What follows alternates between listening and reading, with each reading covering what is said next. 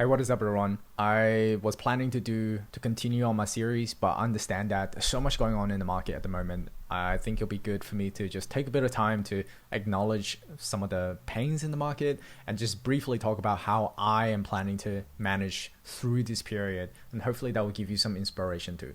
Before I start, no, this video is not financial advice or recommendation to do anything. What I really wanted to start off with is that I don't really need to reiterate like the amount of pain the market has been in or is in currently. There's a lot of company layoffs recently as well. So I am hoping that you're not impacted. But if you are, please let me know in the comment section in terms of like how I could potentially help, or even would you guys like me to run career workshops or like job workshops in the future? I would love to do that. But just focusing on the market for a second, I think that this period was really obvious looking back now that 2020 to 2021 was kind of like the euphoric stage all the way up into kind of towards the end of 2021. And towards 2022, we really started to feel that complacency. And I largely think that we're probably not in capitulation just yet, but probably in this anxiety denial phase where things are starting to happen. Fed is starting to raise its rates. People might no longer be able to service their mortgage. So there's going to be, I would say that I wouldn't feel too comfortable during this and just focus on surviving through this period and enduring through this period. And I think one of the best ways that I have prepared myself to last through this period is really thinking about what do I have control over and what do I not have control over. So JP Morgan actually releases these guide to retirement PDFs, and I think they're really helpful reads if you do have the time. And I think it's largely true that when you look at these quadrants, well, quadrant is not the right word, but when you look at these spheres, there are certain things that's within your control and certain things that just largely are not in your control. Market returns, policy, taxation, savings, like that's just not in our control at all. We have some control over our employment earnings, duration, longevity. But of course, like sometimes the market reacts and you can see that some businesses have laid off like 30% of their staff.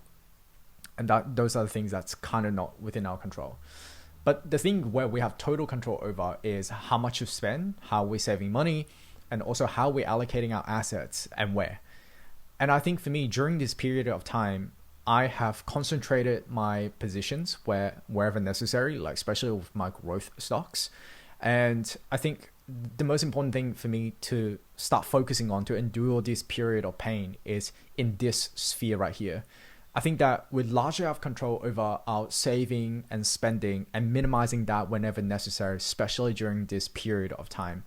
I recently just went through an audit for my expenses, etc. Just see if there's any, if I'm being too excessive in the way that I spend. I'm generally pretty frugal, but sometimes it's good to do this every so often. So I might do a video on that in the future, and might share a template that I use.